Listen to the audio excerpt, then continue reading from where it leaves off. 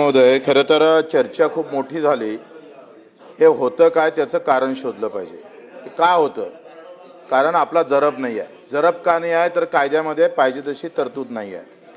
आपण काय कारवाई करतो जेव्हा 15% खाटा ते हॉस्पिटल देत नाही, भाई 15% खाटा देत नाही, तर कारवाई काय करतो आपण?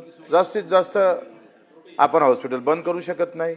बंद केलं तर बाकीच्या पेशंटचा प्रॉब्लेम आहे.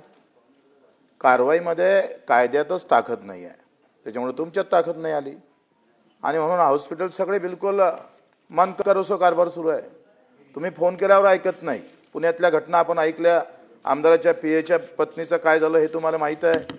मग असं असताना कायद्यामध्ये काही बदल करावं लागेल. ते बदल केल्याशिवाय हे माझं काय म्हणणं आहे, कसं आहे, जंगलात वाघ गेला तर आपल्या सर्वांना घाम फुटतं, बकरी गेल्यावर घुमत नाही. आपण आता बकरी झालो आहे. आपल्या कायद्यात ताकदच नाही आहे. काही कायदे बदलणं गरजेचं आहे. त्याच्यावर एक समिती तयार करा. कारण कसं आहे, सभापती महोदय, तुमच्या आमच्याला होणारी व्यवस्था वेगळी आहे देशामध्ये. जो गरीब आहे त्याची आरोग्याची व्यवस्था वेगळी होतं, श्रीमंताची वेगळी होतं, त्याच्यापेक्षा गब्बर श्रीमंताची परदेशात होतं. पण तुम्हाला आम्हाला निवडून देणारा वर्ग हा फार गरीब वर्ग आहे आणि तोच पायदळी तुडवल्या जात असेल आणि आम्ही इथं फक्त चर्चा करून प्रश्न हे डॅशबोर्ड करतो, ते समिती तयार करतोय.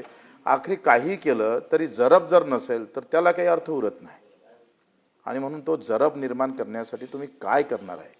काही नवीन कायद्याची व्यवस्था करणार का? याचं उत्तर दिलं पाहिजे.